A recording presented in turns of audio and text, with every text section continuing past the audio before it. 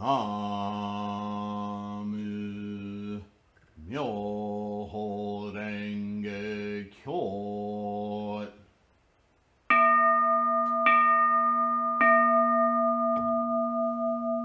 나무 묘호랭개교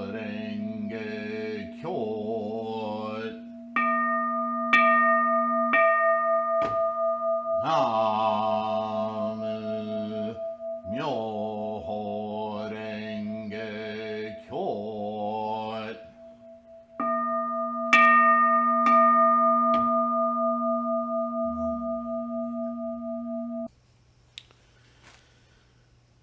The 13-page original manuscript of the Shishin Gohon Sho is preserved at the Nakayama Hokkekyo-ji and is designated as an important cultural property. This work is a reply to one of Nichiren's chief lay disciples, like you and I, Toki Jonin, who was very concerned about the life of dedication of Lotus Sutra practice, as we all are. He asked Nichiren how to develop one's resolve, how to practice one's dedication and resolve, and how to understand the Daimoku and the teachings of the Lotus Sutra. Toki hoped that Nichiren could clarify these points for him. Nichiren's reply is written in the classical Chinese in the form of a series of questions and answers. Welcome, everyone. Namo Myo Renge-kyo. I hope this finds you in good health and secure. Today we start a new Gosho, a new writing, and that's part of the introduction written by, or compiled. This whole book is compiled by Kyotsu Hori and edited by J. Sakashita. I will read the next paragraph of the introduction, and then we'll get into it. The 4 depths of conviction and 5 stages of practice. Should be interesting to read through this translation. I'll try to keep it on track. And here we go. We'll finish the introduction, and then we'll get into it. Thanks for being here. Don't forget to like and subscribe. And if this is helpful to you, it may be helpful to others, so you can share it.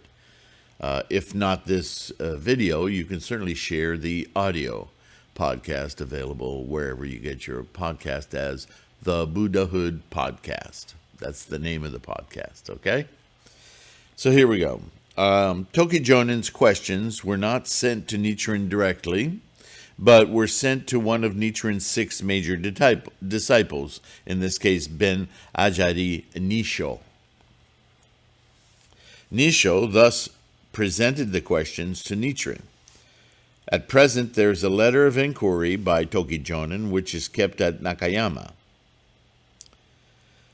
This letter is signed on the 23rd of the 3rd month, Shami Jonin, his seal. Submitted to Benko Gobo, so it is certain that the letter is actually his. This letter has been variously called Matsudai Hauke Gyoja-i Narabin Yojin no Koto, Matsuda Hoke Ji Sho, Mapo Fuji Kai Ki, or Ho Tokishi Sho. Regarding the original copy of the Shishin Gohon Sho, there is a theory that it was written on the 23rd day of the 3rd month of 1277, instead of the 10th day of the 4th month, which was probably the day it was delivered to Toki Jonin. That makes no sense. Oh, okay, yeah, to Toki Jonin. The letter from Nichiren. Okay, sorry, I got confused. All right, so we start the 4 depths of conviction and the 5 stages of practice. Putting the Lotus Sutra into practice. The string of blue duck coins that you sent to me has arrived. Scholars today unanimously agree that whether during the Buddha's lifetime or after his nirvana, his extinction, the cultivation of the Dharma flower always involves the threefold learnings of the precepts, the meditation, and the wisdom. Attaining Buddhahood is not possible if one is lacking in any of these areas. Until recently, I also held this view, but now I've decided to set aside this widely held position regarding the profound teachings in order to read the Lotus Sutra and see and hear its own interpretation. In addition, I have set aside the preface and main discourse, which are the first two sections of the Lotus Sutra, in order to focus on the transmissions section, which is a clear mirror for the latter age of degeneration on which we can still depend. And yet, the transmission section itself has two parts. The first part consists of the last 5 chapters of the theoretical section, beginning with the Teacher of the Dharma chapter. The second part consists of the 11.5 chapters of the essential section, beginning with the latter half of the variety of merits or rewards chapter, and continues to the last chapter of the sutra. The variety of merits chapter and continues to the last chapter of the sutra. I just read that. These 11.5 chapters, together with the previous 5 chapters, combine to form 16.5 chapters that clearly show us how to put the Lotus Sutra into practice in the latter age of degeneration. And if this is not convincing enough, one can also look to the Sutra of Meditation on the Universal Sage Bodhisattva and the Nirvana Sutra to illuminate this matter and leave nothing in doubt. Within the variety of merits chapter are the 4 depths of conviction and resolve and the 5 stages of practice, which reveal, as if reflected in a magic mirror, how to put the Lotus Sutra into practice during the Buddha's lifetime or after his passing. So, in short, the Lotus Sutra is the teaching of self-practice and the methodology of arising confidence and conviction in this endeavor to instantiate Buddha in one's life immediately. The Lotus Sutra gives you a guide for exactly how to do that. So,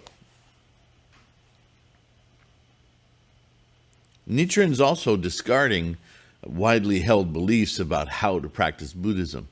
So I'm curious to see what he says in this letter. Here we enter the second part, the single moment of understanding by confidence alone.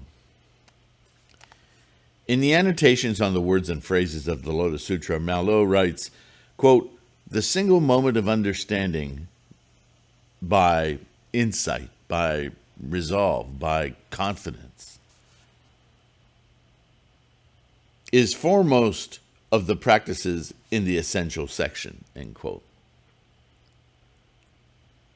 So this was Siddhartha Gautama's goal from the start, that realizing your mind's potential to grasp the entirety of the mechanisms at work that we're all in the flow of, the momentum of, to see the actual profundity and simplicity of how energy manifests into all these unfathomably uncountable forms, and that these forms are temporary, moment to moment, reinstantiated, constantly changing. To understand the mechanism of a life in that way, in that moment, that huge aha moment, there are no stressful things. There are no encumbrances, because in that moment, the attachment is rendered futile. The samsaric identification and need for pairing up with stuff is irrelevant. And so it's a huge depressurizing. It's a huge realization that unglues you from anything you might be stressed about, right? This is the suffering, the English translation, that the teachings are talking about. That the suffering is based on illusion. And that when you grasp the reality of the engine of life that we're all experiencing moment to moment, then where's the stress at? That the illusion is broken. And so there's this momentous realization, yes? The first of the four depths of resolve, in the time when the sutra was taught in the single moment of understanding by confidence and resolve, and the first of the 5 stages of practice after the Buddha's extinction, or Shakyamuni's extinction, is the stage of rejoicing. When you first experience that, it's rejoicing. It's such a huge release, right? That's the first stage. Within these two can be found all 100 realms, 1,000 aspects, and 3,000 modes. It keeps changing the words of existences as if in a treasure chest. In that moment of realization, one realizes the uncountable realms of possibilities, the endless potentials that manifest, not necessarily physically like this, but the idea of this, the thought of this. What is this? This is, you might say, paper towel, but it's also this. It's also this. It's grasping. It's holding. It's having a mechanism to express grasping and holding. Oh my goodness. All of this suddenly in a moment's flash is this whole interdependence, this interlocking manifestations, all existing simply to express a possibility. Oh, that's quite jarring, isn't it? But that's what we're describing in Buddhism. We don't halt our thinking on the moments and accumulate them into thingifying. We see all those moments as all an expression of life occurring, constantly changing. They are the gate out of which all the Buddhas of all time and space emerge. This is the core of enlightenment. Tendai and Miao are two great sages who determined that these two stages have 3 different explanations.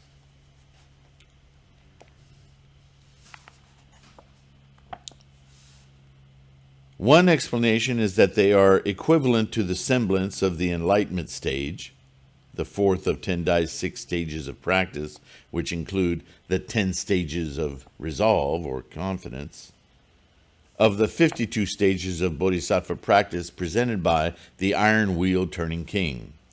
So now this becomes academic, right?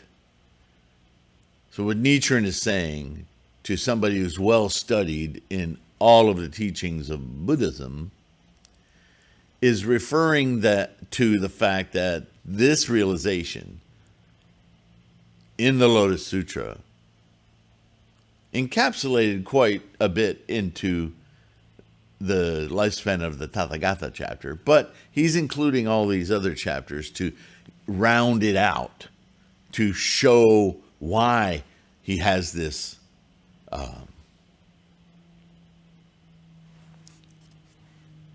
main point. Because every time you make a main point or a quintessential judgment about anything, it comes from a certain sphere of understanding and study. And even that sphere of understanding and study, let's call it the Lotus Sutra, Myoho Renge Kyo, it stands on the scholarship of several other previous teachings, right? This is a culmination. So he's referencing these other lines of scholarship that inexorably lead you to this realization. Another explanation is that they are equivalent to the first of the 5 stages, of which are all included in the contemplation and practice stage, the 3rd stage of the 6 stages of practice, wherein the delusions of the views and thoughts have not yet been eliminated. The final explanation equates them with the notional understanding stage, the 2nd of the 6 stages of practice. So, this is one of those moments where, as you've heard me say before, you might be studying this and go, well, what is that iron wheel turning king? What is the final explanation equates to the 2nd of the 6 stages of practice? Well, what are the 6 stages of practice? Because we're talking about, the title of this is the 4 depths of resolve and the 5 stages of practice. So what's the 6, right? So you may take off on a tangent and go research that. Look that up in a Buddhist dictionary or online. Do a little digging. You'll probably find that it means several different things depending on who's talking about it. Ultimately, you will come right back to the point being made here. So you can do that. I encourage you to do that. I needed to do that because I am perturbed when I read through this stuff and things are referred to. And even though I understand the point being made, if it's wandering off to justifications that I don't know anything about, I feel like I've been left behind, right? Or that I've been made to look foolish. I hate that. I don't want that, right? Ego. I'm a human. But let's see if it doesn't resolve this as we read through it. It may just be that that's a distraction. So let's power through it, okay? In order to explain these differences of opinion, the Great Concentration and Insight states, this is Tendai's writing, the Buddha's intention is difficult to understand because he taught in accordance with the different capacities of the people.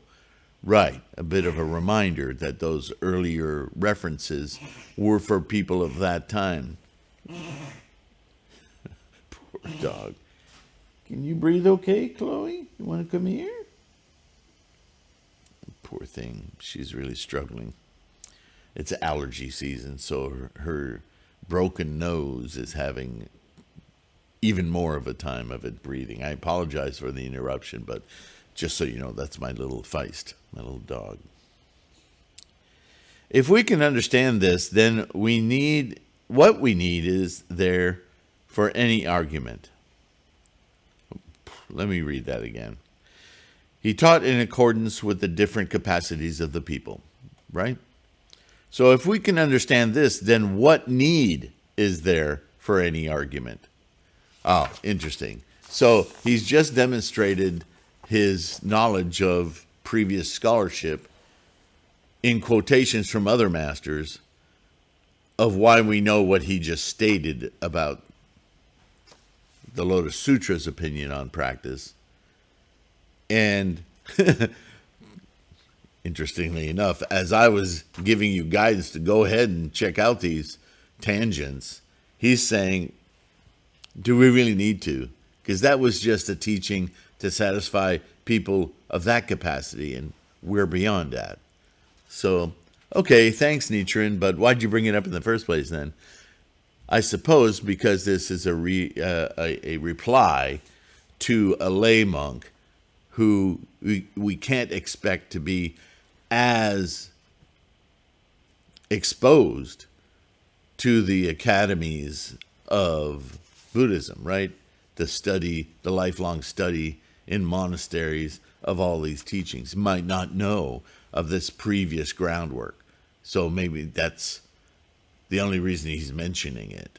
That's what he seems to be saying, right? So let's do that. Let's move on. My own opinion is that the third explanation equating them with the notional understanding stage is one of the most in harmony with the words of the sutra, referring to those at the first of the 5 stages of practice in the age after the Buddha's passing. No, it's not the Buddha's passing. It's Shakyamuni's extinction. That marks the date. The Buddha doesn't pass away. They really need to clean up this translation. The Variety of Merits chapter of the Lotus Sutra says, quote, they do not speak ill of this sutra, but rejoice upon hearing it, end quote. If this passage were referring to the 5 stages of practice of the semblance of enlightenment stage, then would it be proper to say, quote, do not speak ill of this sutra, end quote. Above all, both those who had, I thought this was going to be a question and answer. Okay, we're getting to that. Sorry. So this is all a preface of sorts by Nichiren. Above all, both those who had already lost their right minds and those who, quote, had not lost their right minds, end quote, mentioned in the, here we go, quote, lifespan chapter of the Tathagata chapter, describe those who first hear the name and words of the Lotus Sutra at the stage of notional understanding. So when you're just starting to realize the mission of Buddhahood and you hear Myoho Renge Kyo. The passage in the Nirvana Sutra which says, quote, if they have conviction or if they do not have conviction, end quote, and quote, those who do not slander the true Dharma will accrue merits for making offerings to countless Buddhas as numerous as the sands of the Hinanyavati River, end quote. Also refer to the stage of notional understanding, so please consider these carefully. So he's talking about that first spark of, oh, this is potentially doable. I can experience Buddha. This is that first level of understanding. That's what he's been talking about here. Moreover, in the phrase, quote, single moment of understanding by resolve, by confidence, by that first feeling of rejoicing. The word resolve belongs to the first of the 4 depths of resolve, while the word understanding belongs to the next 3 depths of resolve. Right? There's that first realization that is very critical to this is doable, and then immediately followed by trying to grasp the magnitude of staying in that moment. Right?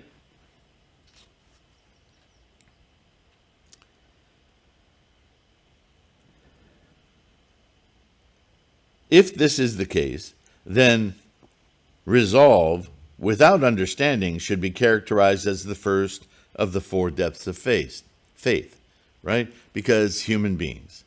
Because when we experience something and it's ephemeral, it leaves us, we need to understand how to get back to it, how to maintain it, how does that work, blah, blah, blah, blah, blah, right?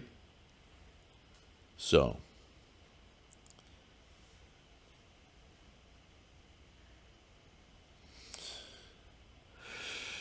If this is the case, then resolve without understanding should be characterized as the first level.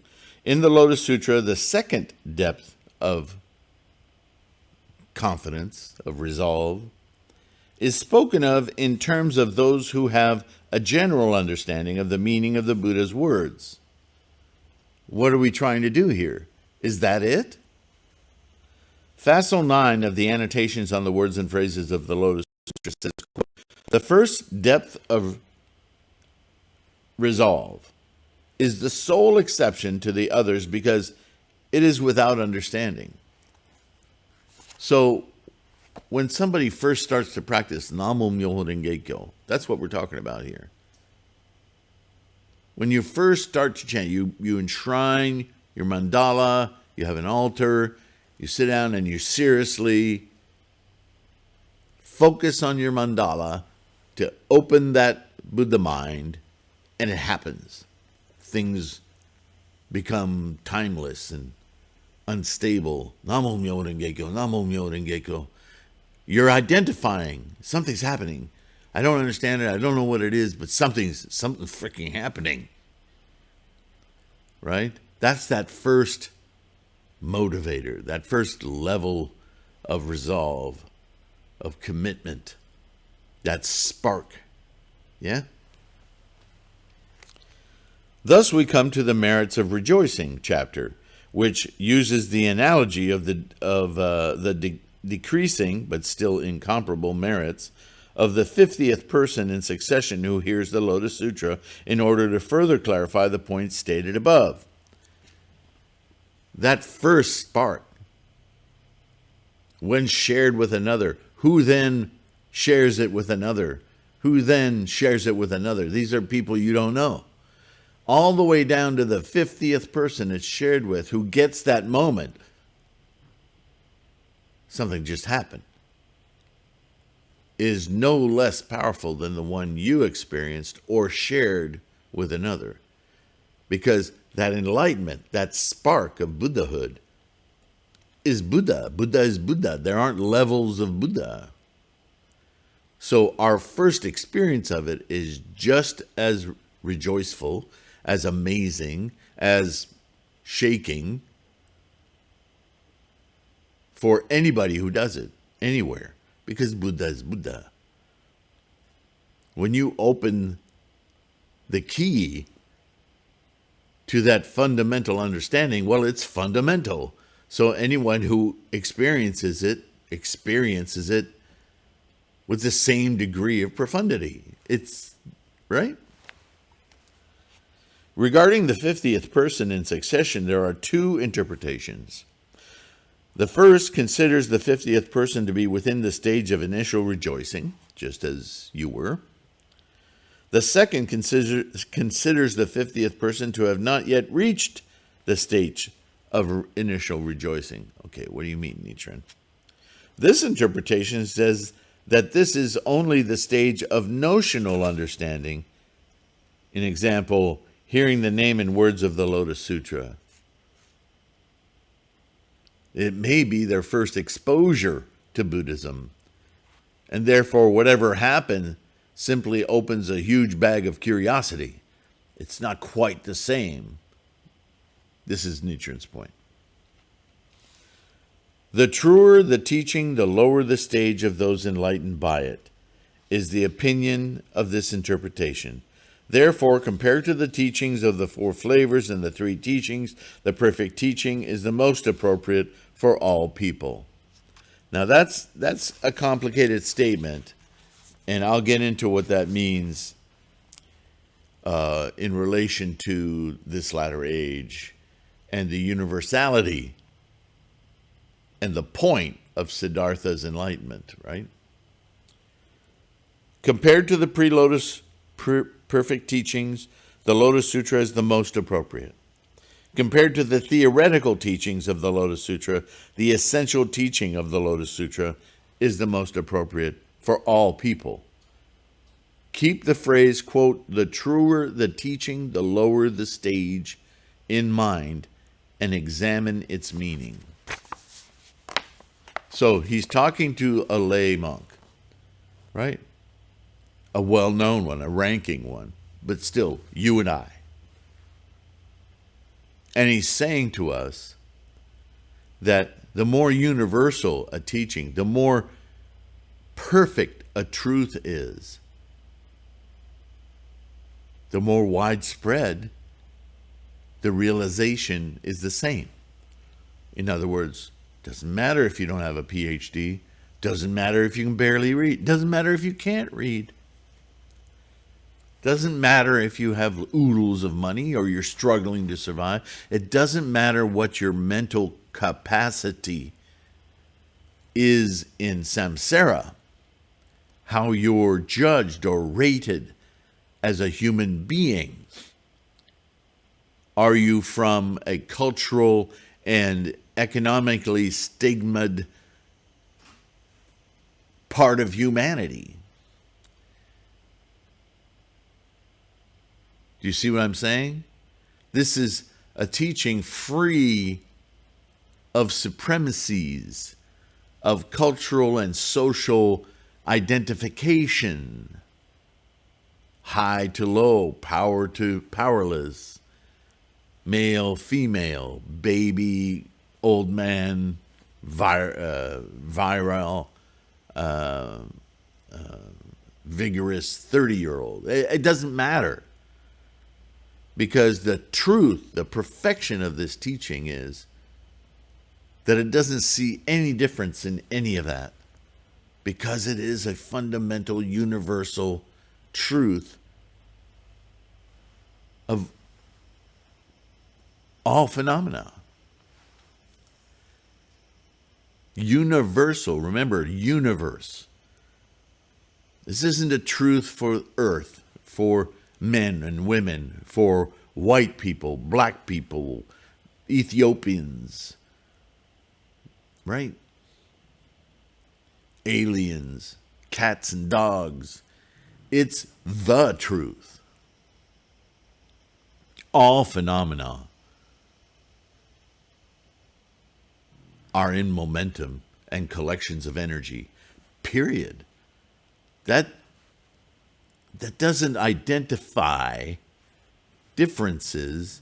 It is the source of everything that is identified as differences. So therefore,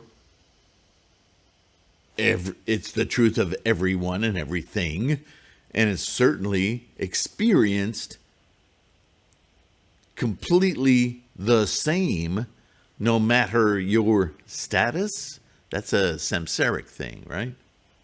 I think you understand. Next section. Substitute conviction for wisdom.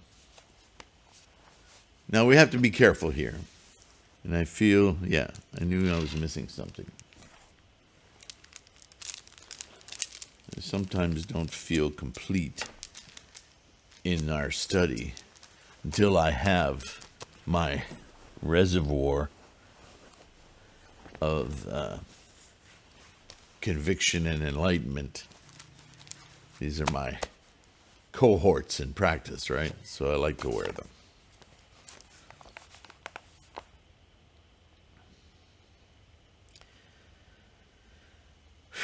As we enter the latter age of degeneration, should we, initial practicers of the Myoho Renge-kyo, engage in the threefold training of the perfect teaching or not? Answer. Determining the correct practice is of great importance.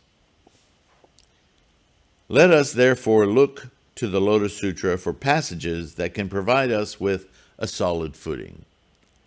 Right? Do I have to study for years all of the sutras and teachings of Shakyamuni just so I can arrive at the stage where I can instantiate Buddhahood? Because that would be the impression you would get from all the pre-Lotus Sutra teachings, right? So you already know the answer to this as I'm setting it up, don't you?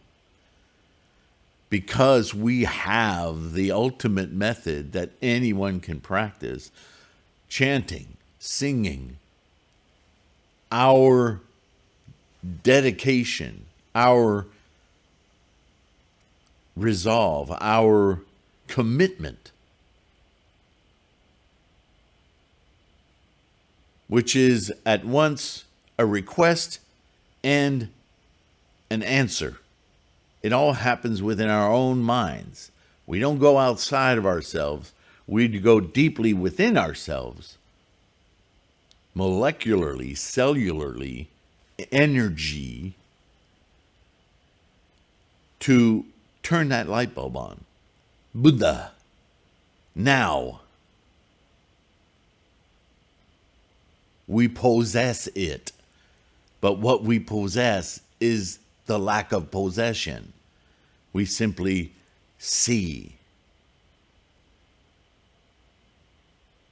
That's self-realization. Manifesting our earthly device, apparatus, with the mind of actual seeing, experiencing. It's seeing in a moment. Moment to moment, it's experiencing this constant flow of energies, yeah?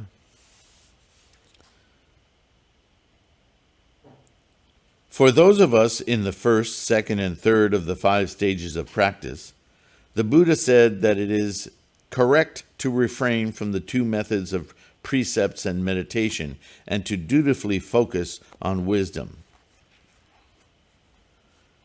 So,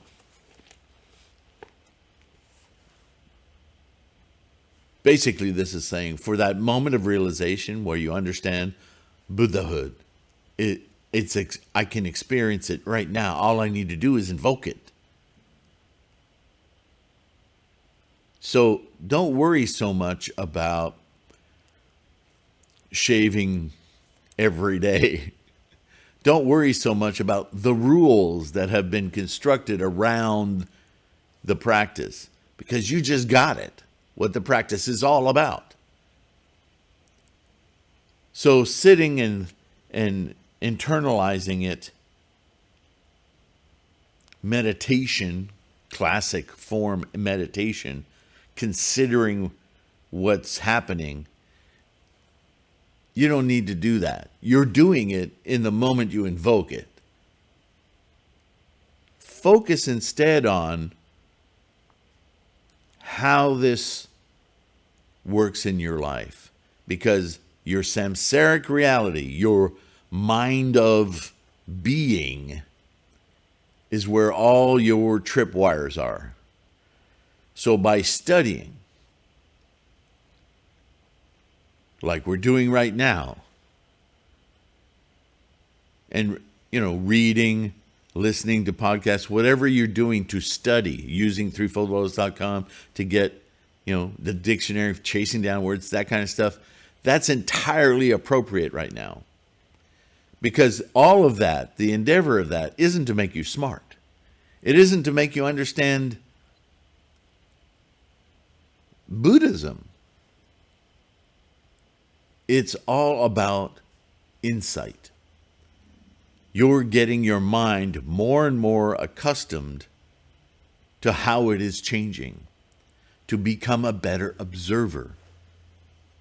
Namo Myo Renge Kyo. Man, I felt something, but I don't know what it means. Well, if you become a better observer of how your life is being constructed by your mind's experience, by your mind's judgments, by your mind's realms of being, home base, habit energies, you'll be better able to see how they're being transformed, even though you don't understand how. You keep chanting, and your life keeps changing in many, many ways. But you may not notice that. With study, you will become aware. Oh, that's like the other day when, that's like 5 years ago. I used to have that kind of stuff happen around me all the time. That hasn't happened in a long time. I guess I'm altering, influencing that karma, that momentum energy, that what Shakyamuni called the habit energy. the energy with its tendencies and conditions just sort of settling into being in certain realms, traveling within certain groups of realms, focusing more on some and not so much on others. Namo Myo Renge Kyo, Namo Myo Renge Kyo. It's changing. To observe, to know, to understand that it's changing is vastly a contribution to your confidence to continue to chant. You see?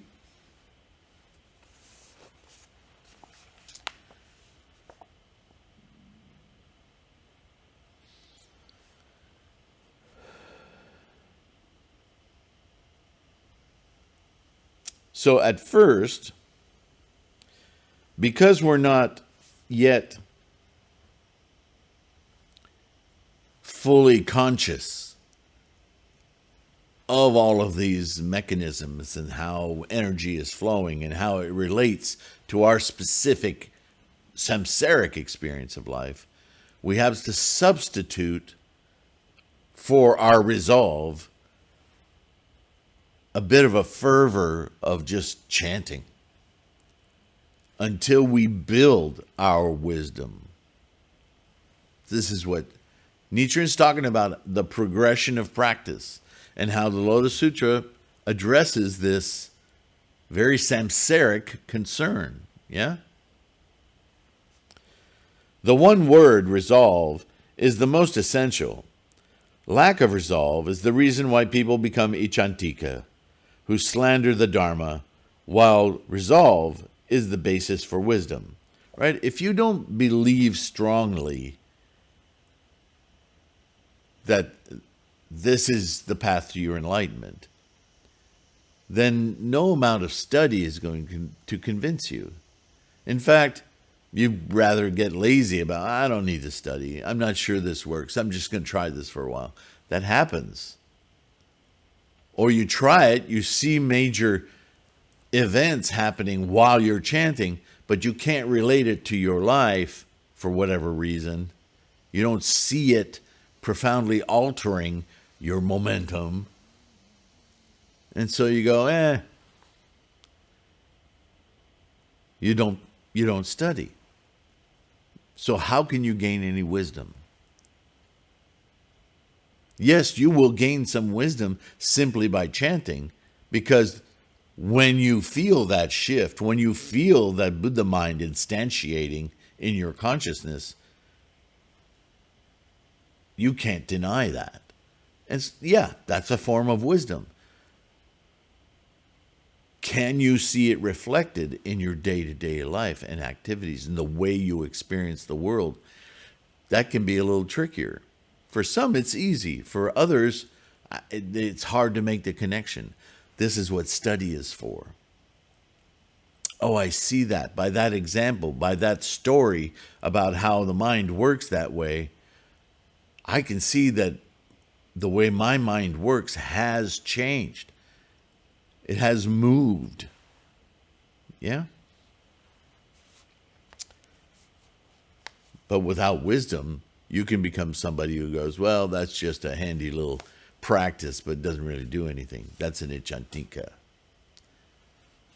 Tendai said, quote, if someone has attained the semblance of enlightenment stage, then the benefit will not be forgotten in the future.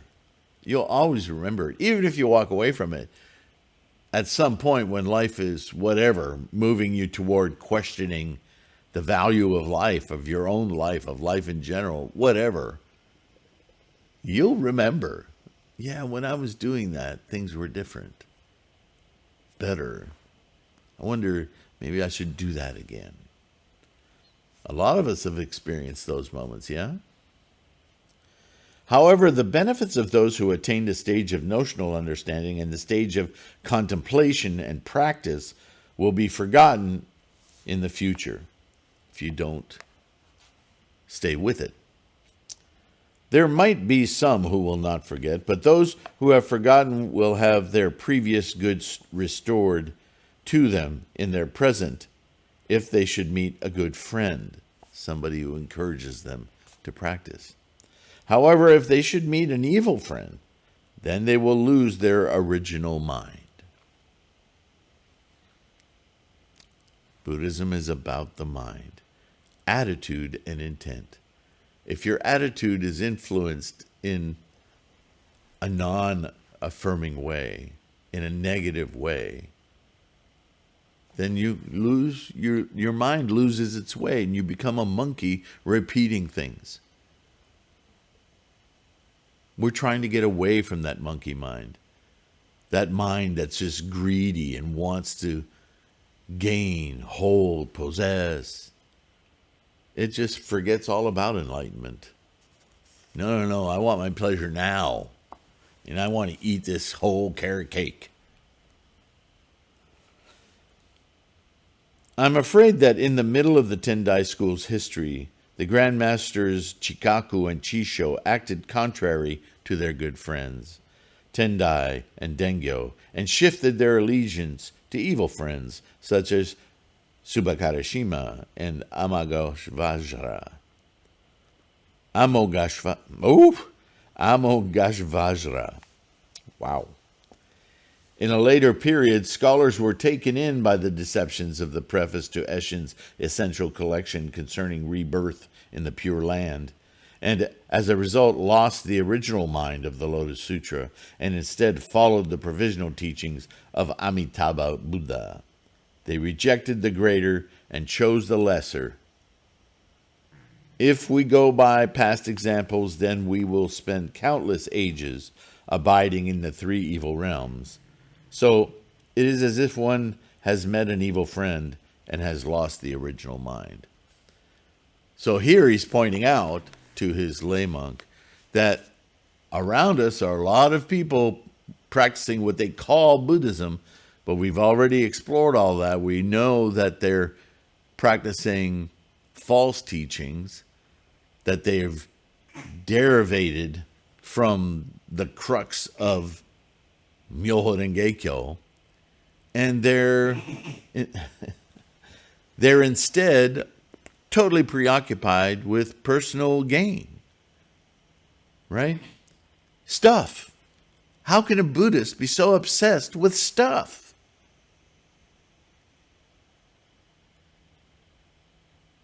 Our happiness, the reason for Buddhism, is to get away from that stuff, because all it leads to is misery.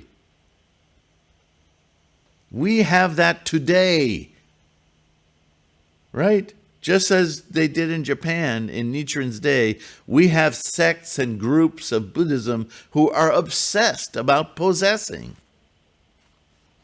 That's not Buddhism. They have lost their original mind. What's the original mind? Namo Myoho Renge Kyo. It's Buddha.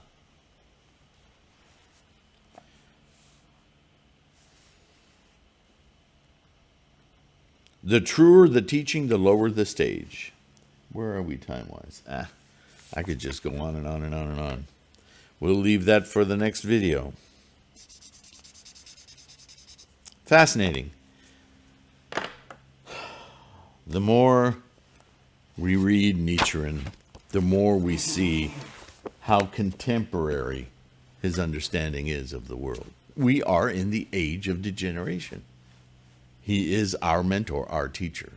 So, fits. Namo Myoho Renge Kyo. Thank you for being here. Don't forget to like. Please subscribe. Let me know how you're doing in the comments. And in the meantime, keep your practice strong. Make your resolve more and more confident.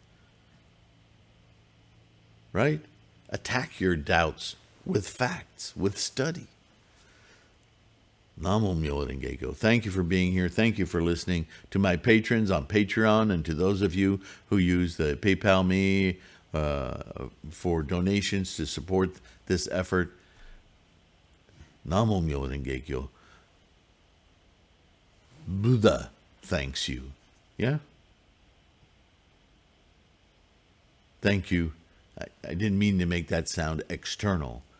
Buddha thanks you by your own realization of Buddha, right? Words, they can be confusing, and I don't want to be. So, just a simple thank you, and I will see you in the next one, right? And I will attend to my little dog who's having a lot of struggle right now. Yes. All right. Have a good day. Please be kind to yourself, and I'll see you in the next one. Bye for now.